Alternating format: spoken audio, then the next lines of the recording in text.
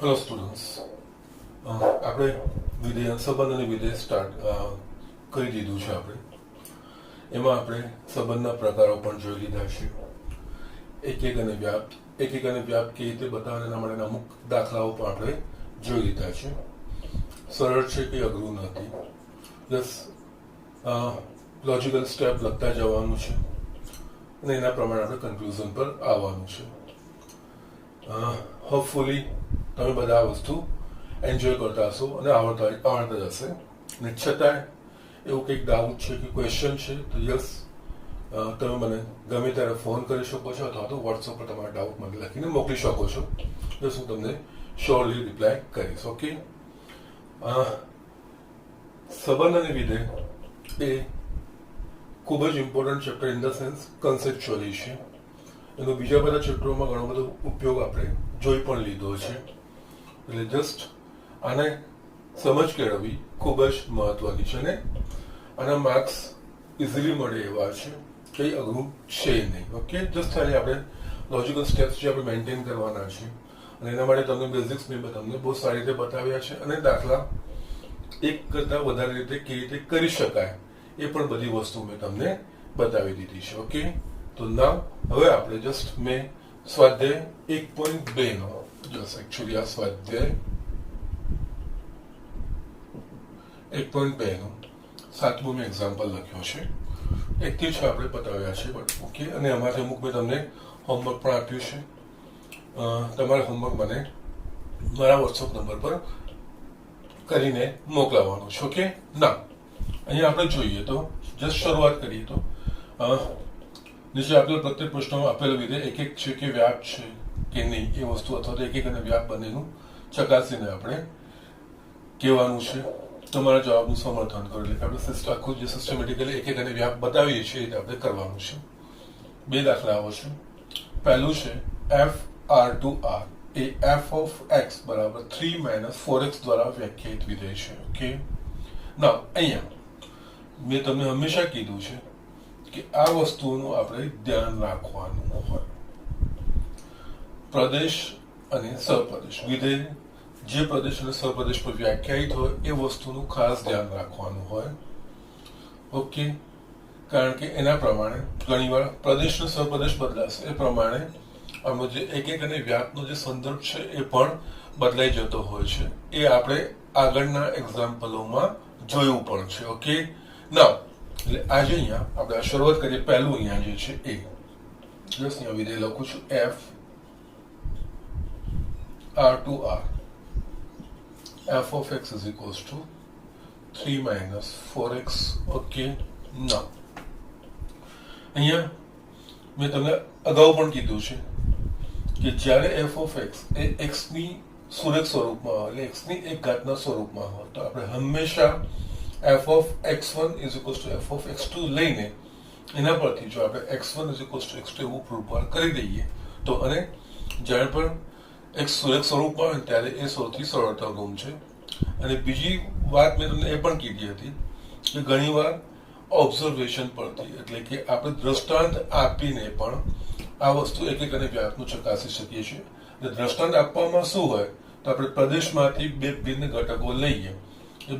બે ભિન્ન ઘટકો માટે આ વિધેય અંતર્ગત એના સહપ્રદેશમાં જો સમાન પ્રતિબિંબ મળતા હોય તો એ એક નથી. એટલે એવું એક પણ એવા બે ઘટકો ભિન્ન શોધી કાઢી નાખીએ. એનાથી વધારે પણ શોધવાની જરૂર નથી. જસ્ટ એવા બે તમને ભિન્ન ઘટકો મળી જાય જેના માટે આને અંતર્ગત એફ ઓફ એક્સ સમાન થઈ જતા હોય તો એક નથી એવું આપણે બતાવી શકીએ. ઓકે, પણ અહીંયા એક્સ નું સુરેખ સમીકરણ છે એફ ઓફ એક્સ એટલે અહીંયા આપણે F of x1 is equals to f of x2 પરથી વધીશું. ઓકે, એટલે અહીંયા એક માટે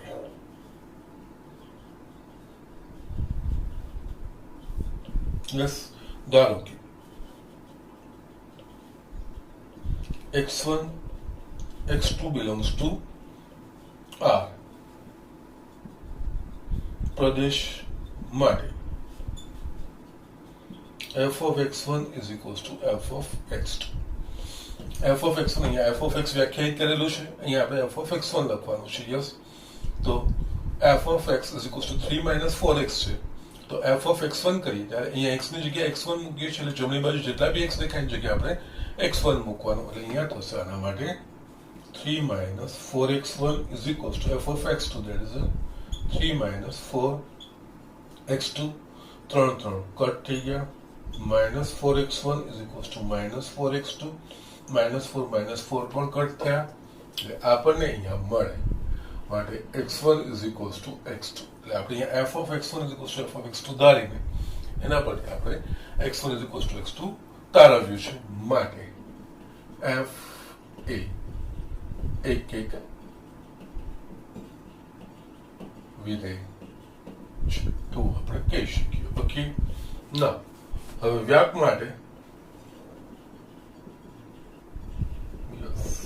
અહીંયા મેં તમને બે ક્લાસિકલ મેથડ આપણે સામાન્ય રીતે એક માટે પ્રદેશ પરથી સહપ્રદેશમાં એને અનુરૂપ પ્રતિબિંબોની વાત કરીએ છીએ એના પરથી આપણે આવીએ છીએ જ્યારે સહપ્રદેશમાંથી વ્યાપ માટે આપણે સહપ્રદેશના પ્રત્યેક ઘટક માટે કોઈક x બિલોંગ્સ ટુ પ્રદેશ એવો મળે કે એનો પૂર્વ પ્રતિબિંબ કહેવાય એવો મળે કે જેનાથી f of x is equals to y એવું આપણને મળે એટલે અહીંયા શું થાય f of x is equals to 3 minus 4x અને આપણે y લઈએ છીએ અહીંયા y સહપ્રદેશનો ઘટક એટલે y સહપ્રદેશ અહીંયા શું છે એટલે r એટલે y કોઈક વાસ્તવિક સંખ્યા આપણે લઈ લેવાની y is equals to 3 minus 4x લઈ લઈએ એના પરથી x ને કરતા બનાવવાનું જો y r માં હોય તો એના પરથી જે x નો કરતા બનાવીએ ને એ પણ જો અહીંયા પ્રદેશ શું છે r એ પણ જો કોઈ વાસ્તવિક સંખ્યા થતી હોય તો f of x is equals to y થાય છે કઈ રીતે આમાં ધારો કે જસ અહીંયા બે આપણે આ વ્યાપ્ત બે રીતે બતાવી શકીએ છીએ ક્યાં તો આ રીતે ક્લાસિકલ મેથડ કહેવાય અને બીજું આપણે એનું વિસ્તાર શોધીને વિસ્તાર એટલે આની શક્ય બધી જ કિંમતો શોધી કાઢીએ અને f of x ની શક્ય બધી જ કિંમતોનો ગણ એ વિસ્તાર કહેવાય જો વિસ્તાર એ સહપ્રદેશ આખો થઈ જાય તો એ વ્યાપ છે અને જો ના થાય તો એ વ્યાપ નથી એ રીતે પણ બંને રીતે બતાવી શકો બંને હું તમને બતાવતો જઈશ ઓકે એટલે અહીંયા ધારો કે y belongs to r આમાં ધ્યાન રાખવાનું છે y પરથી આપણે એટલે સહપ્રદેશ પરથી સહપ્રદેશના બધા જ ઘટકો એનો મતલબ આખો સહપ્રદેશ આવરાઈ જાય છે એવું આપણે થાય ધારો કે y belongs to r સહપ્રદેશ માટે આપણે આ સમીકરણ લેવાનું y is equals to f of x is equals to 3 minus 4x okay અહીંયા y is equals to 3 minus 4x આ આવી ગયા પછી x ને કરતા બનાવવાનો x ને કરતા બનાવવાનો એટલે આપણે શું થાય 4x is equals to 3 minus y માટે x is equals to 3 minus y by 4 હવે છે ને આ x આવી ગયું y belongs to r સહપ્રદેશ છે એટલે y કોઈ વાસ્તવિક સંખ્યા છે તો એ y કોઈ વાસ્તવિક સંખ્યા હશે તો આ x વાળું પદ એ પણ કોઈ પ્રદેશ વાળું ઘટક એટલે અહીંયા પ્રદેશમાં શું છે આ એટલે કે અહીંયા કોઈ વાસ્તવિક સંખ્યા વાળું પદ છે કે નહીં એ આપણે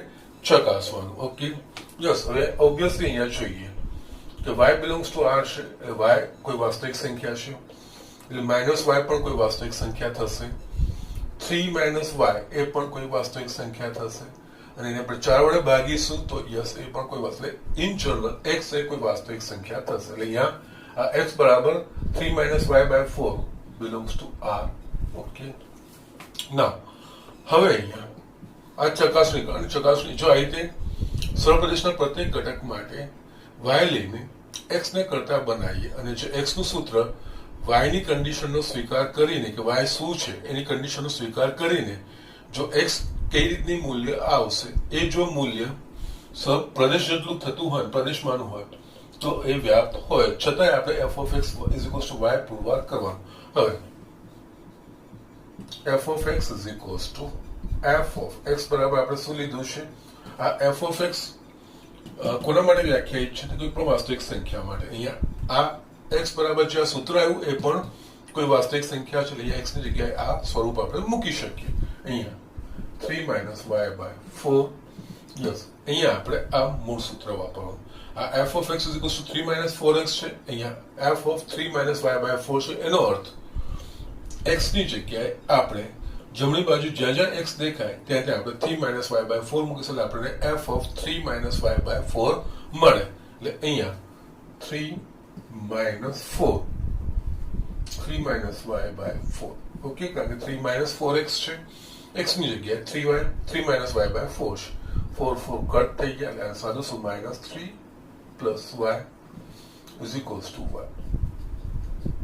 આપણે y belongs to સહપ્રદેશ પરથી લઈને એના પરથી x ને કરતા બનાવ્યો અને x y નું જે હતું એના પરથી x શું છે ચકાસ્યું, એના પરથી આપણે f of x is equals to y તારવ્યું. એટલે કે અહીંયા આ y પરથી આપણે f of x is equals to y તારવ્યું. એટલે આના પરથી કન્ક્લુઝન આ રીતે લખાય માટે y belongs to r માટે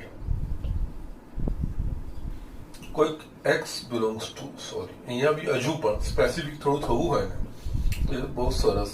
y belongs to r સહપ્રદેશ, કારણ કે બંનેમાં r આવશે તો r કયો છે અહીંયા સ્પેસિફાય થવો જોઈએ. y belongs to r સહપ્રદેશ માટે કોઈક x belongs to r પ્રદેશ એવો મળે છે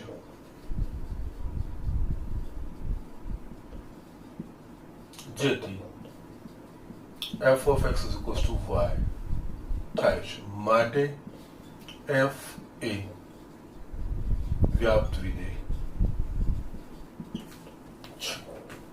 જસ્ટ આ લોજિકલી પ્રૂવ કરીને આ સ્ટેટમેન્ટ અહીંયા y belongs to r પરથી આપણે just f of x is equals to y. Okay, now કારણ કે વ્યાપ્ત વિધેયની જે બેઝિક ડેફિનેશન છે એ પ્રમાણે જો વિધેય f a x to y just side bite f x to y વડે વ્યાખ્યાયિત વિધેય હોય તો y ના પ્રત્યેક ઘટક માટે વિધેય f ને અંદર કોઈક small x belongs to Pradesh x એવો મળે છે કે જેથી f of x is equals to y થાય તો એ વિધેય વ્યાપ્ત કહેવાય. એટલે અહીંયા જે એના એક એક સ્ટેપ છે અહીંયા હું જસ્ટ ટ્રાન્સલેટ કરતો જોઉં છું. y ના પ્રત્યેક ઘટક માટે ઓકે વિધેય f હેઠળ x belongs to x એવો મળે છે કે જેથી x belongs to x એટલે કે r x belongs to r પ્રદેશ થઈ ગયું કારણ કે પ્રદેશ r છે કે જેથી f of x is equals to y થાય.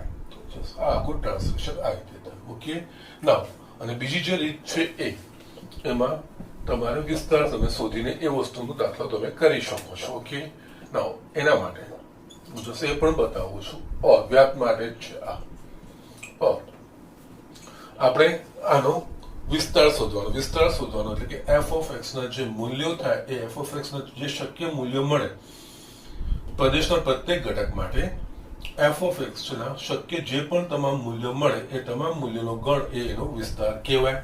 એટલે અહીંયા શું છે પ્રદેશ r છે, અહીંયા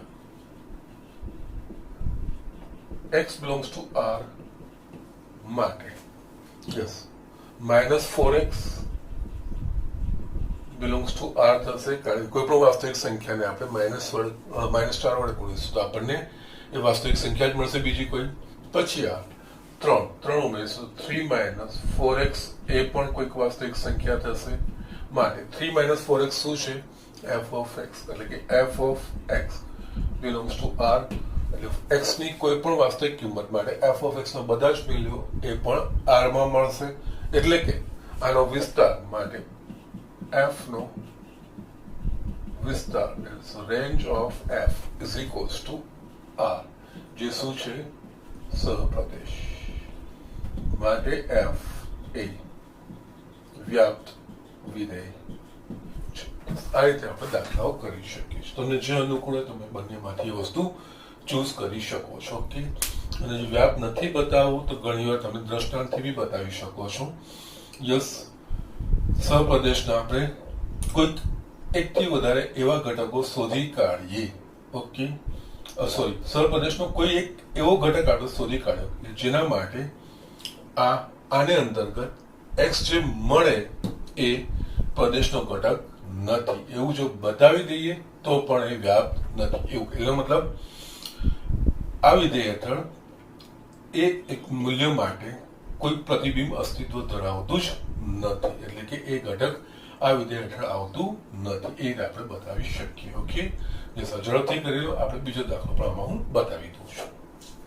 યસ, આપણે આ બીજો દાખલો સ્ટાર્ટ કરીએ.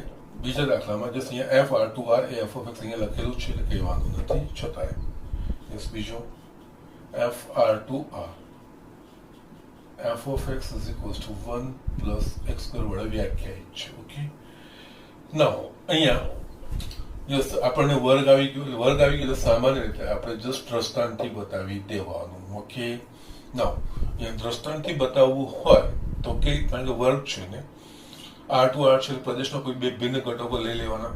એના માટે જો સમાન મળતું હતું ચકાસી લેવાનું. એટલે કઈ રીતે અહીંયા યસ એક્સ બરાબર 1 માટે f of 1 is equals to 1 plus 1 નો સ્ક્વેર is equals to 2 તથા x બરાબર -1 માટે f of -1 is equals to અહીંયા x બરાબર -1 એટલે જમણી બાજુ જ્યાં x દેખાય છે કે -1 1 plus -1 નો સ્ક્વેર યસ 1 -1 નો સ્ક્વેર 1 થાય 1 plus 1 2 થાય. અહીંયા આ બંને ભિન્ન છે પણ પરિણામો f of x ને અનુરૂપ સમાન છે. એટલે કે એક કરતા વધારે ઘટકો માટે આપણને સમાન પ્રતિબિંબ મળે છે. એટલે એક એક નથી. એક એકની વ્યાખ્યા પ્રમાણે પ્રદેશના ભિન્ન ઘટકો માટે f અંતર્ગત જો ભિન્ન પ્રતિબિંબ સપ્રદેશમાં મળે તો એ એક એક કહેવાય. એટલે દરેક ઘટક માટે અલગ અલગ પરિણામો મળવા જોઈએ. એ અહીંયા થતું નથી. ઓકે, એટલે છેલ્લે માટે અહીંયા 1 is not equals to -1 પરંતુ f of 1 f1 is not equals to -1 પરંતુ f of 1 is equals to f of -1 માટે f એક એક નથી. આ રીતે આપણે લખી શકીએ. ઓકે, યસ આમાં એક એકની બીજી પણ જે છે ક્લાસિકલ પ્રમાણે. ઓકે, એટલે અહીંયા છે ને મેં એક એક માટે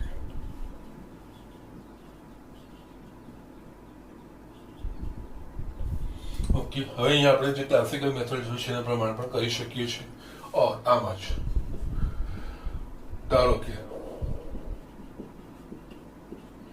x1 x2 belongs to પ્રદેશ. પ્રદેશ શું છે? R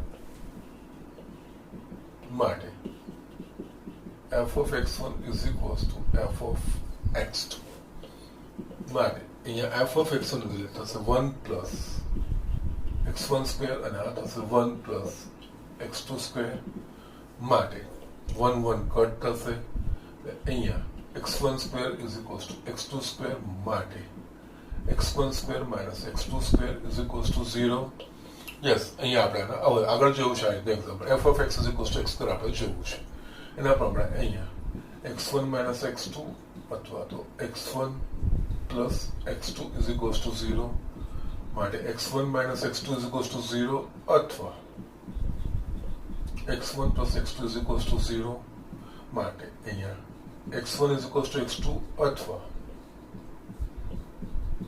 x1 is equals to minus x2. Okay, now અહીંયા આનો અર્થ શું થયો કે જો x1 બરાબર x2 હોય અથવા તો x1 બરાબર minus x2 તો આપણને f of x1 is equals to f of x2. Okay, આમાં તો x1 ને x2 સમાન છે, એમાં કોઈ પ્રોબ્લેમ નથી. એટલે આપણે તારવવાનું છે. પરંતુ આ કન્ડિશનમાં બી આ સાચું જ થશે. x1 is equals to minus x2 તો અહીંયા x1 અને x2 ના મૂલ્યો સમાન હોઈ શકે નહીં.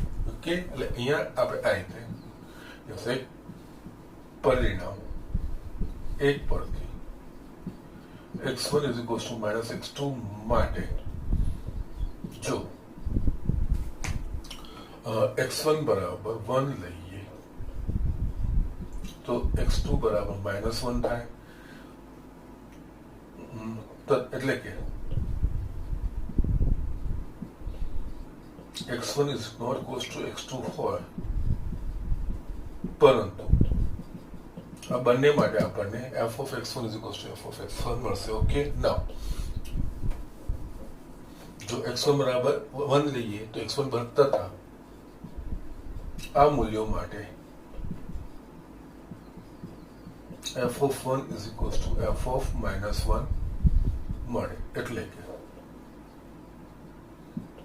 x1 is not equals to x2 માટે f of x1 is equals to f of x2 મળે છે. માટે f એક નથી. જો x1 is not equals to x2 હોય તો f of x1 is not equals to f of x2 મળવું જ જોઈએ. ઓકે, જે વસ્તુ અહીંયા થતી નથી. આ રીતે પણ તમે બતાવી શકો છો. ઓકે, એટલે આ થયું આપણે એક માટેનું. એ જ રીતે આપણે વ્યાપનું જોઈએ. ઓકે, વ્યાપ માટે યસ, વ્યાપ માટે એ જ રીતે બે ક્લાસિકલ મેથડ, y લઈને y પરથી આપણે x ને કરતા બનાવીએ, અને જો પ્રત્યેક y માટે એને અનુરૂપ જે x નું કરતા બનાવ્યું એવું કંઈક મૂલ્ય r માં મળતું હોય તો f of x y થાય. પરંતુ જો કોઈ આપણે એક મૂલ્ય એવું લઈએ કે જેના માટે અનુરૂપ છે x નું મૂલ્ય આવશે y ને અનુરૂપ, એ પ્રદેશમાં નહીં હોય તો એ વ્યાપ્ત નથી એવું આપણે કહી શકીશું. એટલે એના માટે અહીંયા વ્યાપ માટે ધારો કે આમાં સહપ્રદેશ પરિપ્રદેશના ઘટકો શોધવાના છે. ધારો કે y belongs to R, સહપ્રદેશ માટે y is equals to f of x is equals to આપણે જે લઈએ છીએ એ પ્રમાણે જ મને y is equals to 1 plus x square માટે અહીંયા x ને કરતા બનાવવાનો છે. x square is equals to y minus 1. Yes, અહીંયા x શોધવું હોય તો વર્ગમૂળ લેવું પડે. ઓકે, નાઉ અહીંયા x is equals to plus or minus વર્ગમૂળમાં y minus 1. અહીંયા છે ને આપણે ચકાસણી કરવાની કઈ રીતે. અહીંયા y belongs to r છે, પ્રત્યેક y belongs to r માટે આ વર્ગમૂળ વાળું પદ શક્ય બને તો જ એને અનુરૂપ x નું મૂલ્ય મળે. ઓકે, આપણને જોઈએ, આપણને ખબર છે કે વર્ગમૂળમાં જો ઋણ સંખ્યાઓ આવે તો એનું વર્ગમૂળ ના નીકળે. તો અહીંયા આપણે જોઈ શકીએ y belongs to r છે, જો y નું મૂલ્ય 1 કરતા નાનું હશે તો આ વર્ગમૂળનું જે પદ છે ઋણ થશે. ઋણનું વર્ગમૂળ ના મળે, કારણ કે વાસ્તવિક સંખ્યાઓ માટે એ વસ્તુ, હા તમે સંકર સંખ્યાઓ હોય તો એ વસ્તુ અલગ છે, એનું કાલ્પનિક આપણે સંખ્યા મળે. પરંતુ અહીંયા આ વાસ્તવિક સંખ્યા, વાસ્તવિક સંખ્યા માટે ઋણ સંખ્યાનું વર્ગમૂળ મળે નહીં. એટલે અહીંયા જો y belongs to r માં અમુક y એટલે કે y ના મૂલ્ય 1 કરતા નાના થઈ જશે ત્યારે આપણે એને અનુરૂપ જે x નું મૂલ્ય છે એ પ્રદેશમાં મળશે નહીં. એટલે અહીંયા પણ તમે આ રીતે લખી શકો છો. અહીંયા સમીકરણ 1 પરથી જો y less than 1 થાય તો x નું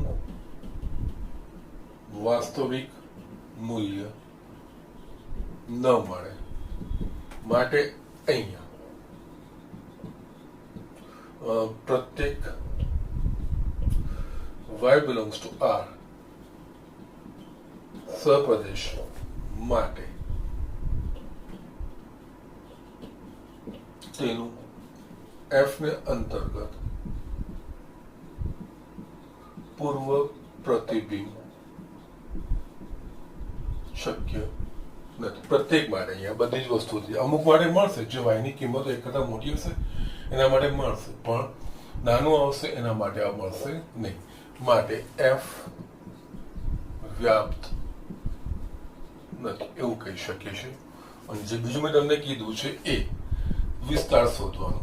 વિસ્તાર એટલે કે x ના જે બી વાસ્તવિક મૂલ્યો લઈએ એ વાસ્તવિક મૂલ્યોને અનુરૂપ એ બધા જ x ની વાસ્તવિક કિંમત, એટલે પ્રદેશની જે બી કિંમતો છે, અહીંયા પ્રદેશ r છે એટલે વાસ્તવિક સંખ્યાનો ગણ r છે, એટલે પ્રત્યેક વાસ્તવિક કિંમતો માટે જે 1 f of x ના જે પણ મૂલ્યો મળે એ બધા જ મૂલ્યોનો ગણ એટલે એનો વિસ્તાર કહેવાય. એટલે અહીંયા બીજી રીતે બી જોવું હોય તો અહીંયા x belongs to r માટે એટલે પ્રદેશના ઘટક માટે આપણે હવે 1 plus x square સમીકરણ બનાવવાનું છે. એટલે 1 plus x square એટલે પેલા x છે તો x નો વર્ગ. વર્ગ હંમેશા કેવો હોય? ધન હોય, શૂન્ય કે શૂન્ય કરતા મોટો.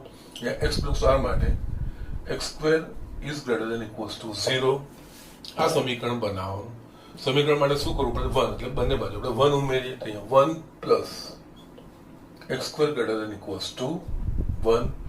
યસ, 1 plus x square શું છે તો કે f of x, એટલે કે f of x is greater than equals to 1, એટલે કે x ની બધી જ વાસ્તવિક કિંમતો માટે એફ ઓફ એક્સ નું જે મૂલ્ય મળશે એક કે એક કરતા મોટું મળશે, એટલે કે આનો વિસ્તાર શું થાય માટે એફ નો વિસ્તાર is equals two range of F એક કે એક કરતા મોટું, એટલે કે અહીંયા ક્લોઝ ઇન્ટરવલ 1 2 પ્લસ ઇન્ફિનિટી. નાઉ આ જે વિસ્તાર થઈ ગયો, વિસ્તાર એ સહપ્રદેશ જેટલો છે કે ના, બધી જ વાસ્તવિક સંખ્યાઓ નથી આવતી, આમાં એક કે એક કરતા મોટી આવે છે, ઋણ કે શૂન્ય એવી કોઈ પણ વાસ્તવિક સંખ્યા મળશે નહીં, which is not equals to r સહપ્રદેશ.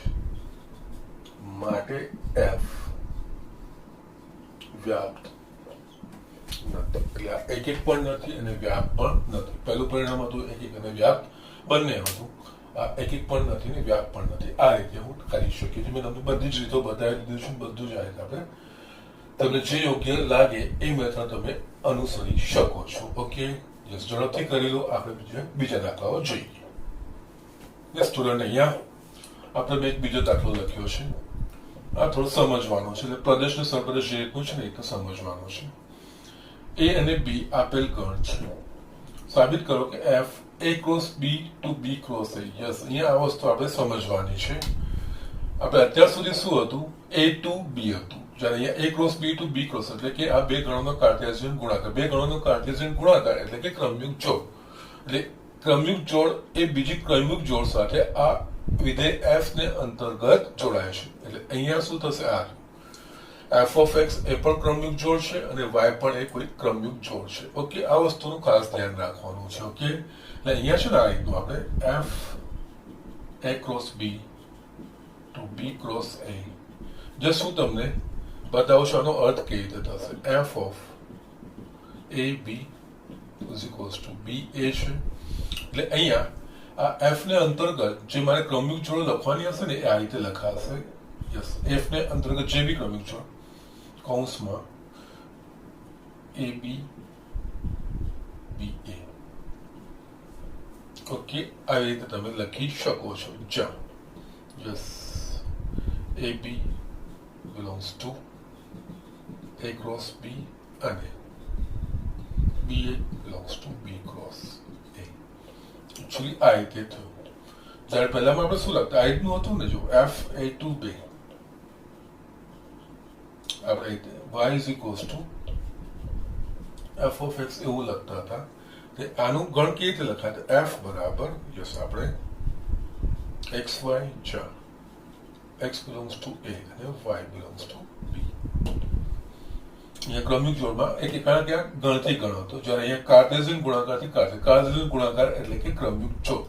એટલે અહીંયા પ્રદેશના જે ઘટકો હશે એ ક્રમયુગ જોડ હશે, એને અનુરૂપ સહપ્રદેશમાં આપણને બીજી ક્રમયુગ જોડ મળે છે. એટલે અહીંયા a b હશે ક્રમયુગ જોડ, તો એને અનુરૂપ આપણને બીજી મીન્સ સહપ્રદેશમાં જે ક્રમયુગ જોડ છે એ બી એ મળે છે. એટલે અહીંયા ક્રમ ઉલટા છે, એ રીતે સમજવાનું. ઓકે, આ દાખલામાં ખાસ આ વસ્તુ સમજવાની છે. ઓકે, જસ્ટ આ તમને ફરક સમજાવવા માટે મેં આ બે વસ્તુઓ લખી હતી. ઓકે, એટલે અહીંયા આ ભૂસી નાખું છું, બીજું કંઈ નહીં.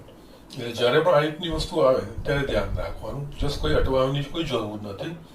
જે આપણે ગાણિતિક સંકેતો છે, જે ગાણિતિક પ્રક્રિયા છે એના પ્રમાણે આપણે સમજતું જવાનું ને આપણે એ પ્રમાણે લખતું જવાનું છે. ઓકે, ના એટલે અહીંયા આ વસ્તુ છે a ક્રોસ b થી b ક્રોસ a છે, એટલે કે એક ક્રમિક જોડને બીજી ક્રમિક જોડ સાથે આના હેઠળ આ રીતે વિધેય બને છે. ઓકે, ના અહીંયા પણ a b અને b એમ જોવા જઈએ તો સુરેખ જ છે, પ્રોસેસ એ જ કરવાનો, કોઈ જ વાંધો નથી. અહીંયા આપણે સંખ્યાઓની જગ્યાએ ક્રમયુગ જોડ લેવી પડશે, કારણ કે પ્રદેશમાં પણ ક્રમયુગ જોડો છે અને સહપ્રદેશમાં પણ ક્રમયુગ જોડો છે. ઓકે, ના અહીંયા ફર્સ્ટ એક એક માટે ધારો કે a1 b1 a2 b2 belongs to a cross b પ્રદેશ માટે. અહીંયા a1 b1 a2 b2 આ બંને પ્રદેશના ઘટક, એટલે પ્રદેશના ઘટક આવે f of a1 b1 is equals to f of a2 b2. એ આપણે લખી શકીશું. યસ, કારણ કે ઘટકો જે છે એ ક્રમયુક્ત જોડો છે, એટલે અહીંયા ક્રમયુક્ત જોડ પ્રમાણે આપણે લખવાનું છે. ઓકે, આપણે જે આગળ f of x1 f of x2 લખતા એની જગ્યાએ બે ક્રમયુક્ત જોડો આવી જાય. યસ, આના પરથી આપણે શું પુરવાર, અને એના પરથી આપણે એક એક માટે શું પુરવાર કરતા હતા કે x1 x2. અહીંયા શું પુરવાર કરવાનું, ક્રમિક જોડ a1 b1 બરાબર ક્રમિક જોડ a2 b2 એવું પુરવાર કરી દઈએ તો આ એક ની વ્યાખ છે. અહીંયા હવે જે વિધેય વ્યાખ્યાયિત કરેલું છે એના પ્રમાણે f of ક્રમિક જોડ a b is equals to b a છે. તો એના પ્રમાણે ક્રમિક જોડ a1 b1 હોય તો શું થાય, b1 a1 લખાશે, એટલે આ થાય b1 a1. એ જ રીતે આનું જોઈએ તો આનું થશે b2 a2. યસ, ક્રમિક જોડમાં જે અનુરૂપ ઘટકો એ સમાન થાય, વચ્ચે સમાનતાની નિશાની હોય તો, એટલે આના પરથી આપણે લખી શકીએ b1 is equals to b2 અને a1 is equals to a2. માટે આના પરથી આપણે આને જસ્ટ ક્રમ બદલીએ તો a1 is equals to a2 અને b1 is equals to b2. માટે જો ક્રમયુક્ત જોડ a1 b1 લખું તો a1 ની જગ્યાએ હું a2 લઈ શકું છું, એટલે કે a2, b1 ની જગ્યાએ હું b2. એટલે આના પરથી મેં f of ક્રમિક જોડ a1 a2 a1 b1 બરાબર f of ક્રમિક જોડ a2 b2 બરાબર મેં ક્રમિક જોડ a1 b1 બરાબર a2 b2 સાબિત કર્યું. માટે f એક વિધેય છે. આ રીતે આપણે બતાવવાનું હોય છે. ઓકે, ના અહીંયા વ્યાપ્ત માટે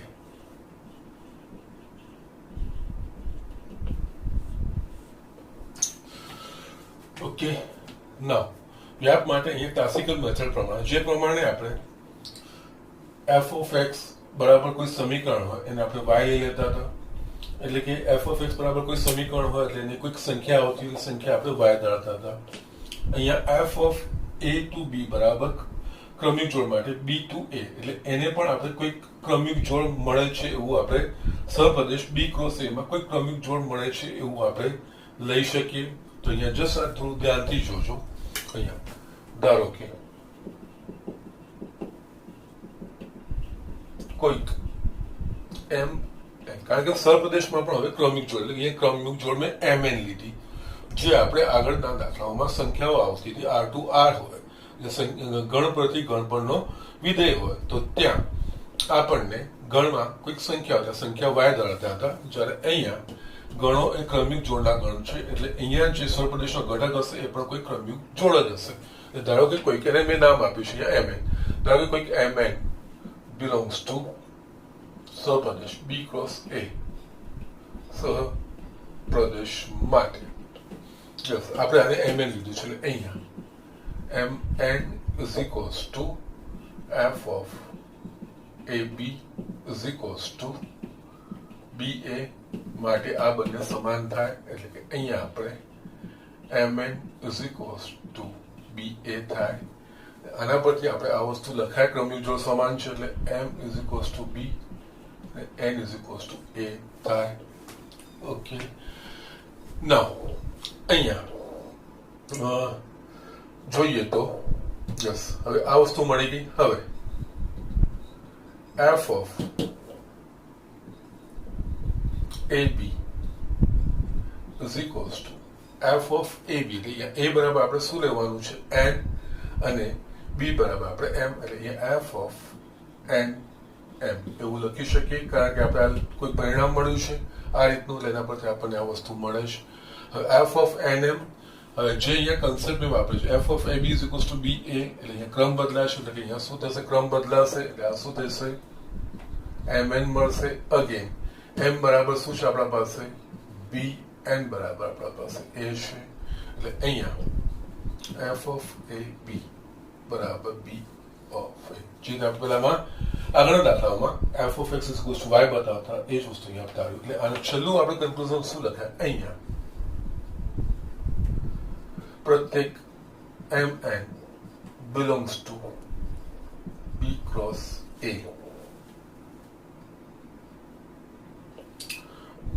સહપ્રદેશ માટે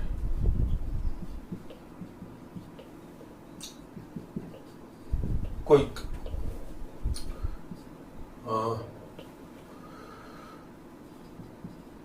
AB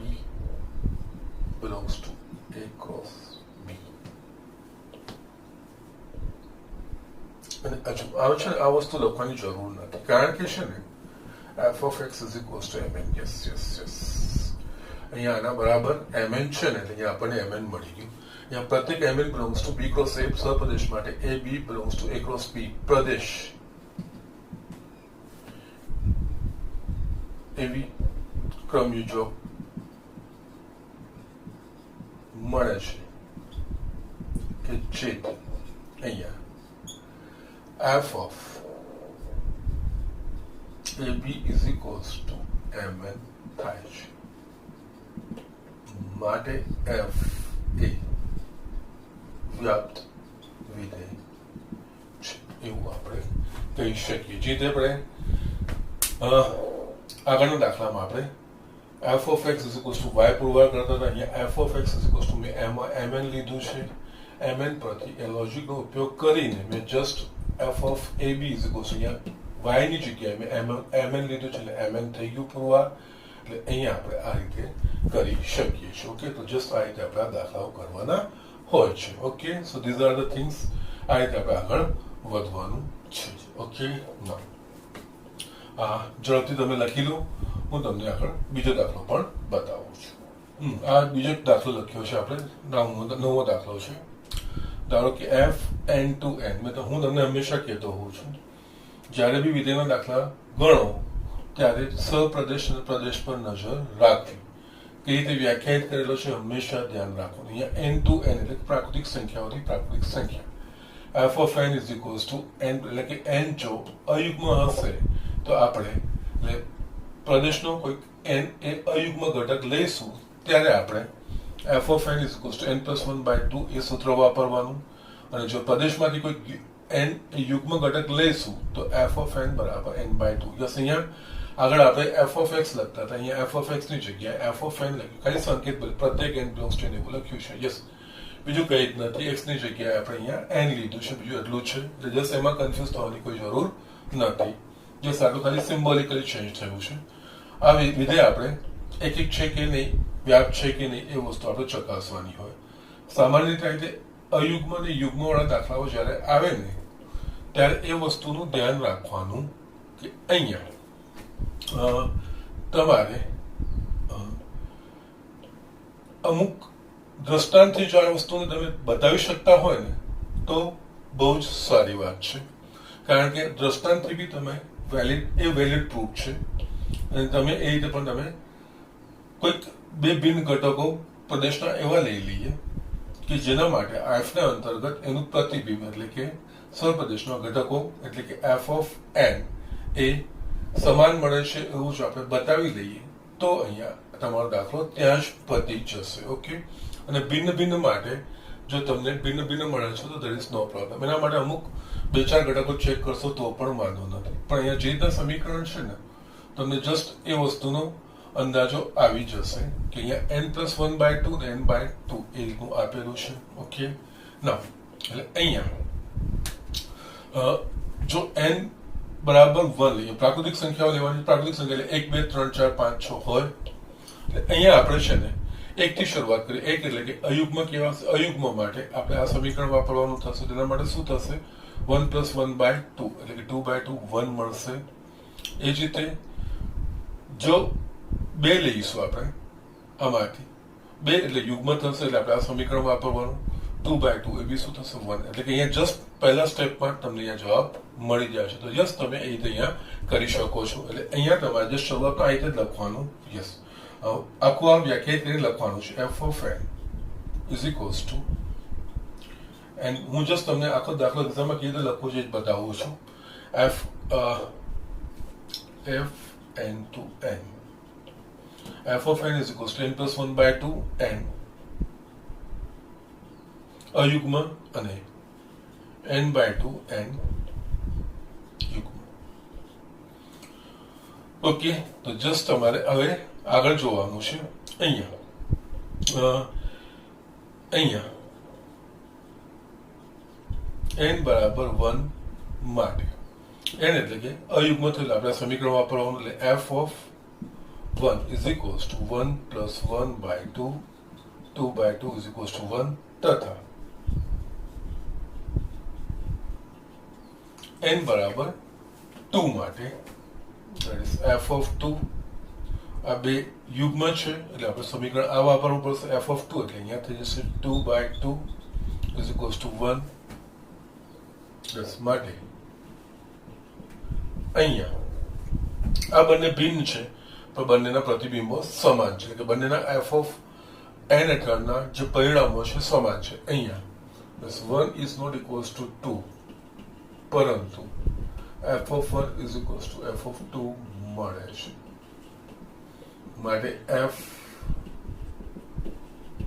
એક નથી ઓકે નાઉ એ જ રીતે અહીંયા આપણે વ્યાપ માટે અહીંયા ચકાસવાનું વ્યાપ માટે તમારે ચકાસણી કરવી હોય તો અહીંયા પણ તમે એનો અમુક ઘટકો લખી નાખશો એટલે એના પરથી તમને એમનું જે વિસ્તાર છે શું આવશે વિસ્તાર એટલે કે એની જે બી શક્ય કિંમતો લે પ્રદેશની એને અનુરૂપ જે બી f of n ના જે પરિણામો મળશે એ બધા જ પરિણામો અહીંયા એ તમારો વિસ્તાર કહેવાશે એટલે અહીંયા f નો વિસ્તાર range of f is equals to શું તો કે યસ f of n ના બધા જ મૂલ્યો એટલે કે અહીંયા n એ n માં પ્રાકૃતિક સંખ્યાઓમાંથી લેવાની છે એટલે અહીંયા f of 1 f of 2 f of 3 f of 4 f of 5 yes 5-6 લખી દેવાના કોઈ વાંધો નહીં તમારે ક્યાંય આગળ મુશ્કેલી ના પડે એટલે અહીંયા f of 1 એટલે અયુગ્મ થાય 1 + 1/2 that is 1 થશે f of 2 માટે પણ મને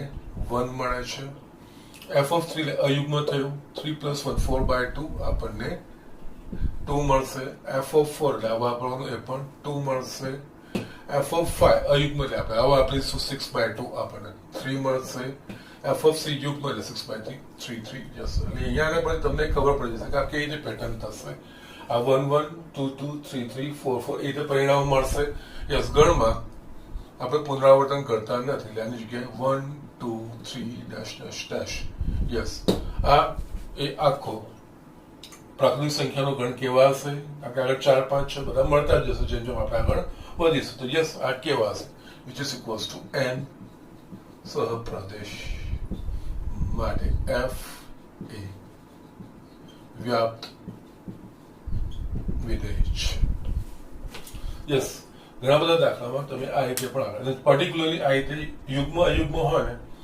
ત્યારે આ રીતે કરવાનું જસ્ટ આ વેલિડ પ્રૂફ છે અને આના પ્રમાણે તમને ઇઝીલી આ જવાબ મળી જશે ઓકે એટલે અહીંયા આપણે તમારે એનો વિસ્તાર શોધીને તમે આ રીતે કરી શકશો અને અહીંયા જે એક એક માટેની વાત છે એનામાં તમારે યસ બે ભિન્ન ઘટકો માટે સમાન થાય એ ખબર પડી જશે તમે એક બે સ્ટેપમાં છો okay so these are the things આ રીતે પણ દાખલો આપણે કરી શકીએ છીએ ઓકે નાઉ નેક્સ્ટ એક્ઝામ્પલ જોઈએ યસ એક્ઝામ્પલ 10મું આપણે જોઈએ a બરાબર r - 3 એટલે કે ગણ m એ બધી જ વાસ્તવિક સંખ્યાઓનો ગણ સિવાય ત્રણ સિવાયની બધી જ વાસ્તવિક સંખ્યાઓ કહેવાશે b બરાબર r - 1 એટલે અહીંયા b એ બધી જ વાસ્તવિક સંખ્યાઓ માઇનસ એટલે x સિવાયની બધી જ વાસ્તવિક સંખ્યાનો ગણ f of x અહીંયા વ્યાખ્યાયિત કરેલું છે x - 2 x - 3 દ્વારા વ્યાખ્યાયિત વિધેય છે f a to b નો વિચાર f એક એક અને વ્યાપ્ત જ વસ્તુ ચકાસવાની છે અહીંયા આપણને જસ્ટ આ છોટું છોટું લખ્યું છે પહેલા આપણે આ રીતે લખી શકીએ f a to b f of x is equals to x - 2 x - 3 yes હવે જે આપણે છે ને ગણ વ્યાખ્યાયિત કરીએ છીએ એટલે લખીએ r - 3 to r - 2 અહીંયા f of x is equals to x - 2 x - 3 yes અહીંયા હવે આપણે જોઈએ સમજીએ અહીંયા આપણને એ r - 3 કેમ લખ્યું છે કારણ કે જ્યારે x બરાબર 3 લઈશું ત્યારે આ વ્યાખ્યાયિત થશે નહીં okay so these are the things એના માટે આ વસ્તુ પ્રદેશ વ્યાખ્યા પ્રદેશ કોને કહેવાય તો કે x ની જે તમામ મૂલ્યો માટે f of x વ્યાખ્યાયિત થતું હોય x ના તમામ મૂલ્યોનો ગણ એનો કહેવાશે પ્રદેશ અહીંયા પ્રદેશ માટે r - 3 કારણ કે x બરાબર 3 લઈશું કારણ કે છેદમાં x - 3 છે તો x બરાબર 3 લઈશું તો છેદ શૂન્ય થઈ જશે કોઈ પણ સંખ્યાને શૂન્ય વડે ભાગી શકાય નહીં વ્યાખ્યાયિત થઈ શકે નહીં એટલે અહીંયા -3 લીધું છે હવે x - 2 એ સહપ્રદેશનું આપણે ચકાસીએ છીએ કે ઓકે નાઉ હવે એક એક માટે શરૂઆત કરીએ એટલે એક એક માટે મેં તમને જે સ્ટેટમેન્ટ કીધું છે જ્યારે પણ f of x એ એક x નું સુરેખ સમીકરણ હોય એટલે x ની એક ઘાત વાળું સમીકરણ હોય હંમેશા f of x1 is equals to f of x2 લઈને જો આપણે x1 is equals to x2 એવું બતાવીએ તો એક એક છે એવું આપણે સમજી લેવાનું. ઓકે, ના અહીંયા યસ એક એક માટે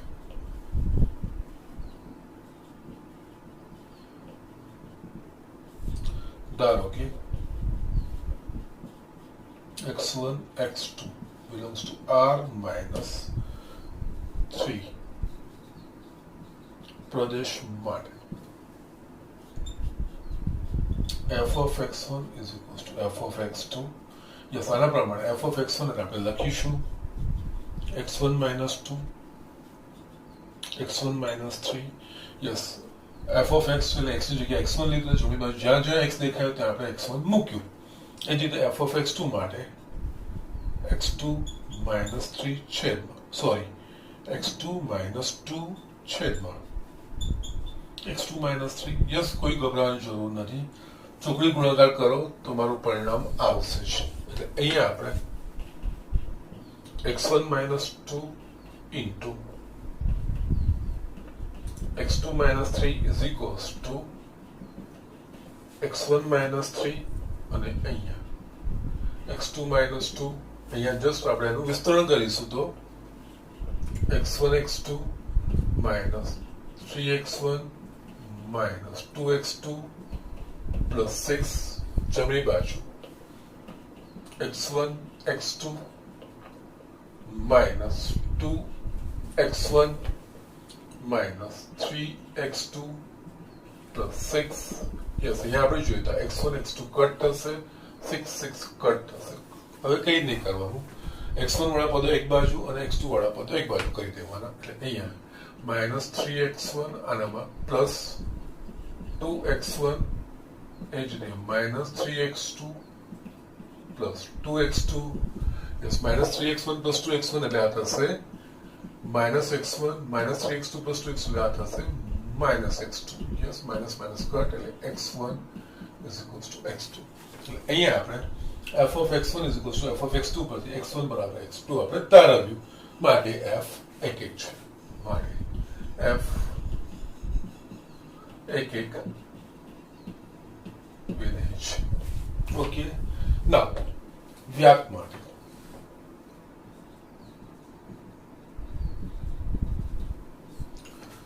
યસ હવે વ્યાપ માટે આપણે શું તો કે સહપ્રદેશના પ્રત્યેક ઘટક માટે કોઈક x belongs to પ્રદેશ એવો મળે કે જેનાથી f of x is equals to y, અહીંયા y બરાબર આ આખી વસ્તુ થશે. એટલે અહીંયા ધારો કે y belongs to સહપ્રદેશ અહીંયા શું છે r minus 2.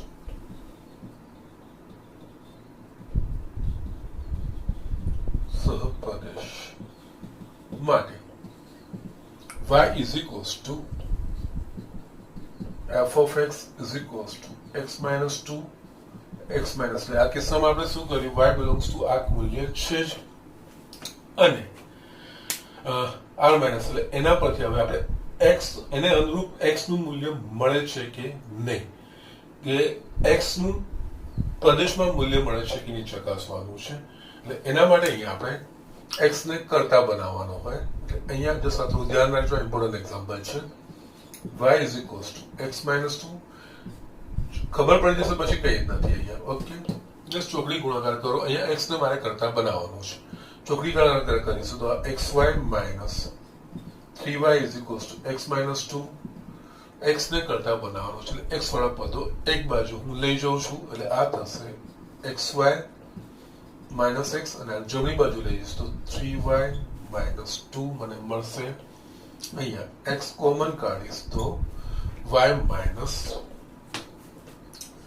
1 થશે. ઓકે, નાઉ અહીંયા 3y minus 2 માટે x is equals to 3y minus 2 upon y minus 1. Okay, now yes અહીંયા મારી લખવામાં ભૂલ થાય છે, r minus 1 અહીંયા r minus 1. ઓકે, નાઉ યસ મને જ લાગ્યું કે કંઈક મારી ભૂલ થાય છે અહીંયા. ઓકે ના, એટલે અહીંયા y belongs to r minus 1 થઈ ગયું. યસ, હવે આપણે જોઈશું ને, જો y ઇઝ ઇક્વલ્સ ટુ 1 લઈશું ત્યારે આ x વ્યાખ્યાયિત થશે નહીં. એટલે આ x કઈ કિંમતો માટે વ્યાખ્યાયિત થશે? તો કે y ની બધી જ કિંમતો, y ની બધી જ વાસ્તવિક કિંમત. કારણ કે અહીંયા y એ કોઈ વાસ્તવિક સંખ્યા છે, એટલે 3y પણ કોઈક વાસ્તવિક સંખ્યા થશે. ઓકે નાઉ -2, 3y કોઈ પણ વાસ્તવિક સંખ્યા, -2 એ પણ કોઈ વાસ્તવિક સંખ્યા. જસ y એ કોઈ વાસ્તવિક સંખ્યા, તો -1 બી કોઈ વાસ્તવિક સંખ્યાઓ થાય, અને બે વાસ્તવિક સંખ્યાઓનો ભાગાકાર બી કોઈ વાસ્તવિક સંખ્યા થાય.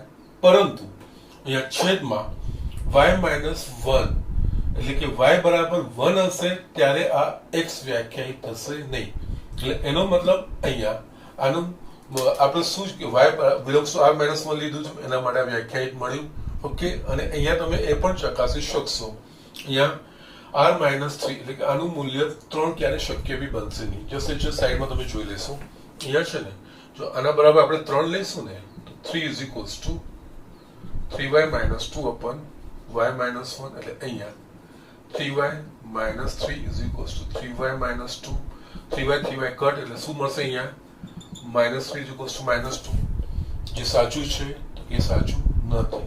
એટલે કે y બરાબર 3 માટે પણ આપણને આ સમીકરણ સાચું થશે નહીં. એટલે આ જે x નું મૂલ્ય છે, એટલે x બરાબર જે આપણે 3 લઈશું ને, જસ્ટ મેં અહીંયા લીધું છે. અહીંયા જો ધ્યાન રાખવાનું છે, આ દાખલામાં આ વસ્તુ સહપ્રદેશને અનુરૂપ પ્રદેશનો આ ઘટક, સહપ્રદેશનો y લીધો, એને અનુરૂપ પ્રદેશનો ઘટક. પ્રદેશ શું છે મારા પાસે? r -3. એટલે પ્રદેશમાં 3 આવતું નથી, એટલે કે x બરાબર 3 થવું જોઈએ નહીં. અને અહીંયા આપણે જોયું, જો x બરાબર 3 લઈએ છીએ તો મને શું મળે છે? અશક્ય પરિણામ મળે છે. એટલે x બરાબર 3 ક્યારેક મને જવાબ મળશે પણ નહીં. ઓકે, અને બીજું આ y બિલોંગ્સ ટુ r -1 માટે વ્યાખ્યાયિત થશે. એટલે અહીંયા આપણે લખી શકીએ x is equals to 3y -2, y -1 belongs to r -3. કારણ કે મેં અહીંયા જસ્ટ બાજુમાં તમને ચકાસણી કરીને બતાવી, અને આ જોવાનું, અને મેં 3 લેવાનું કારણ કે અહીંયા પ્રદેશ r -3 છે ને, એટલે મેં અહીંયા પ્રદેશ r -3 એટલે કે x બરાબર 3 લઈને મેં આ ચકાસણી કરી, તો અહીંયા અશક્ય પરિણામ મળે છે. તો મતલબ x ક્યારેક પણ 3 થશે નહીં. એટલે x ના જે મૂલ્યો હશે એ બધા જ વાસ્તવિક મૂલ્યો હશે કે સિવાય 3. ઓકે, એટલે અહીંયા આ રીતે આપણે માટે x બરાબર આ વસ્તુ મળી. હવે આના પરથી આપણે હવે f of x, જ્યાં x બરાબર આપણે આ વસ્તુ લઈ લેવાની. અહીંયા f of 3y -2 y -1 મેં આ વસ્તુ લીધી, અને આ જે મૂલ્ય છે એ r -3 છે, એટલે x ની જગ્યાએ આ વસ્તુ આપણે લખી શકીએ છીએ. યસ, અહીંયા આપણા પાસે f of x છે, f of x ની જગ્યાએ મારા પાસે આવ્યું 3y -2 upon y -1, એટલે કે જમણી બાજુ જ્યાં જ્યાં x દેખાય છે ત્યાં મારે 3y -2 છેદમાં y -1 પદ મારે મૂકવાનું છે. એટલે અહીંયા આપણે આ રીતે લખાય. યસ, અહીંયા x છે, એટલે x ની જગ્યાએ આ 3y -2 upon y -1 -2 છેદમાં x -3 છે, એટલે x ની જગ્યાએ 3y -2 upon y -1 -3 આ વસ્તુ લખાશે. યસ, અંશમાં મારા પાસે લસા આવશે y -1, અહીંયા 3y -2 -2 કૌંસમાં y -1 છેદમાં યસ y -1 લસા થશે, અહીંયા 3y -2 -3 y -1 કટ થાય. આપણે સાદું સ્વરૂપ આપીશું તો અહીંયા 3y -2 +2 છેદમાં 3y -2 -3y +1 આ વસ્તુ મને મળશે. અહીંયા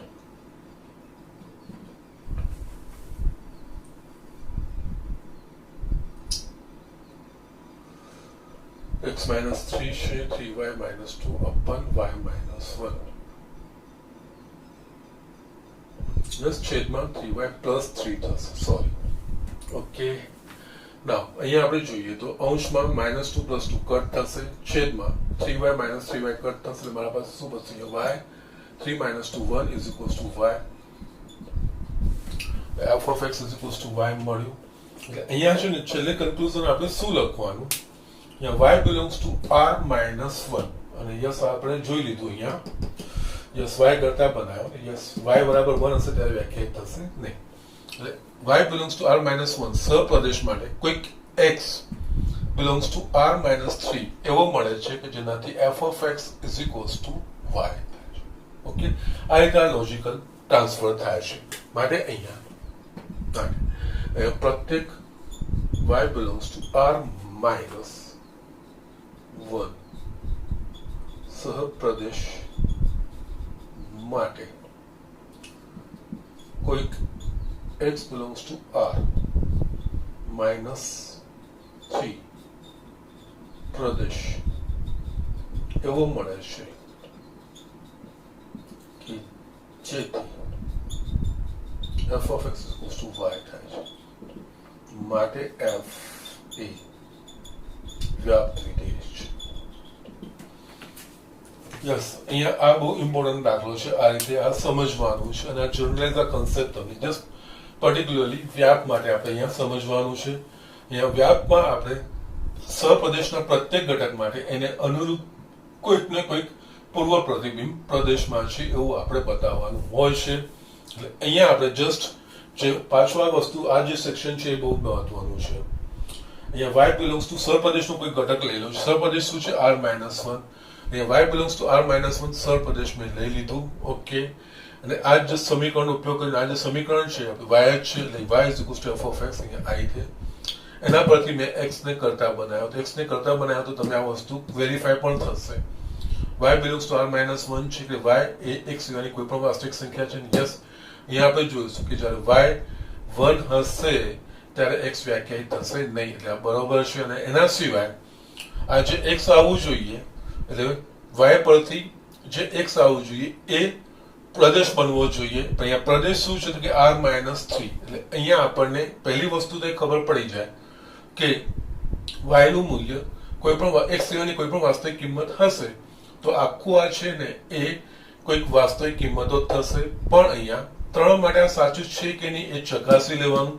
એટલા માટે મેં સાઈડમાં મૂક્યું. અહીંયા 3 લીધું, x બરાબર મેં 3 લીધું તો મને અહીંયા શું પરિણામ મળે છે? -3 બરાબર -2 જે અશક્ય પરિણામ છે. એટલે કે x બરાબર 3 આના હેઠળ મળશે જ નહીં. એટલે x નું મૂલ્ય એ y ની r minus y ની કોઈ પણ કિંમત માટે 3 સિવાયની કોઈ પણ વાસ્તવિક કિંમત હશે એ r minus 3 હશે. બસ આ વસ્તુ આના પરથી આપણને આ વસ્તુ મળી. યસ, એટલે એકચ્યુઅલી અહીંયા પણ દાખલો તમારે પૂરો કરવો હોય તો તમે અહીંયા કરી શકો છો. અહીંયા y belongs to r minus 1 માટે કોઈક x belongs to r minus 3 પ્રદેશ એવો મળે છે. અહીંયા કોઈક ને કોઈક પ્રદેશમાં આપણને મળે છે 3 સિવાયની x ની 3 સિવાયની કોઈ પણ કિંમત માટે આ વસ્તુ વ્યાખ્યાયિત હશે. પણ અહીંયા આ કન્ફર્મેશન કરવું જરૂરી છે. f of x is equals to y વ્યાખ્યા પ્રમાણે, વ્યાખ્યા મેં તમને આગળ લખી છે એના પ્રમાણે યસ સહપ્રદેશના કોઈ ઘટક y માટે પ્રદેશનો અંતર્ગત પ્રદેશમાં પ્રતિબિંબ એવું મળે, પૂર્વ પ્રતિબિંબ એનું y નું પૂર્વ પ્રતિબિંબ પ્રદેશમાં સ્મોલ x એવું મળે કે જેનાથી f of x is equals to y થાય તો એ વિધેય વ્યાપ વિધેય છે એવું આપણે કહેતા હતા. એટલે અહીંયા f of x લઈને x ને જે મેં y ના સ્વરૂપમાં લીધું છે અને આખ્યા જે y ના સ્વરૂપમાં છે ને એ પણ યસ પ્રદેશ પ્રમાણે જ વ્યાખ્યાયિત છે. એટલે મેં ત્યાં ty minus 2 y minus 1 કારણ કે f of x કઈ x ની કઈ કિંમત માટે વ્યાખ્યાયિત થશે? r minus 3. એટલે જે કૌંસમાં મેં જે લખી છે કિંમત x ની જગ્યાએ 3y minus 2 y minus 1 એ પણ શું છે? r minus 3 છે. એટલે આપણે વ્યાખ્યાયિત કરી શકીએ છીએ. બસ પછી આપણે x ની જગ્યાએ 3y minus 2 y minus 1 એના પ્રમાણે જમણી બાજુ જ્યાં જ્યાં x દેખાય છે ત્યાંની જગ્યાએ આપણે 3y minus 2 પણ y minus 1 મૂકીને આપણે આ જવાબ લખવાનો હોય. ઓકે, ને આપણે કરતા જઈએ છીએ ને આપણને છેલ્લે મળે છે y આ રીતે. ઓકે, અને છેલ્લે આ કન્ક્લુઝન લખવાનું. અહીંયાથી મેં શરૂઆત કરી y belongs to r minus 1 સહપ્રદેશ માટે કોઈક x belongs to r minus 3 એવો મળે છે કે જેનાથી f of x is equals to y એવું આપણે બતાવી શકીએ છીએ. માટે f એ વ્યાપ્ત વિધેય છે. ઓકે, તો જસ્ટ અહીંયા તમારા સ્વાધ્યાય 1.2 ના બધા દાખલા ફિનિશ થાય છે. આના સિવાય 2 દાખલાઓ છે MCQs 11 અને 12 સોરી 11 અને 12 એ બીજું કંઈ નથી. એ તમારી આપણે આગળ જે દાખલા કર્યા છે એ પ્રમાણેના છે એ આવડી જશે. તમારે બધાએ સ્વાધ્યાય 1.2 આખું ફિનિશ કરવાનું છે. આ બહુ જ ઇમ્પોર્ટન્ટ કન્સેપ્ટ છે ને, આમાંથી દાખલા એક અને વ્યાપના આવે છે. તો આ મહત્વનું છે, આ વસ્તુ બરાબર કરી લેજો. સાથે 1.2 આખો જે મેં ગણાયા છે એના સાથે 1.2 આખો તમારે મને ગણીને બતાવવાનો છે. આવતા નેક્સ્ટ લેક્ચરમાં આપણે વિધેયનું સંયોજન ભણવાનું છે, પણ એના પહેલા મારે એક નોટ લખાવવાની છે સ્પેશિયલ, અને આમાં પણ છે ને એક મારે દ્વિઘાત સમીકરણ વાળો એક દાખલો મારે તમને બતાવવાનો છે. એને એક ચોક્કસ રીતે કરવાનો આવે છે. એટલે એ બી વસ્તુઓ પતાયા પછી જ હું તમને વિધેયનું સંયોજન બતાવીશ. એક નોટ ઇમ્પોર્ટન્ટ છે, એક અને વ્યાપના રિલેટેડ છે. એટલે આપણે ઉદાહરણના 2 દાખલા છે અને એના પરથી આપણે એક નોટ છે કે જે આપણે એમસીક્યુઝ માટે યાદ રાખવી જરૂરી છે. ઓકે, તો જસ્ટ આ દાખલાઓ જોઈ લો, ઝડપથી કરી લો. આજના પૂરતું આટલું જ.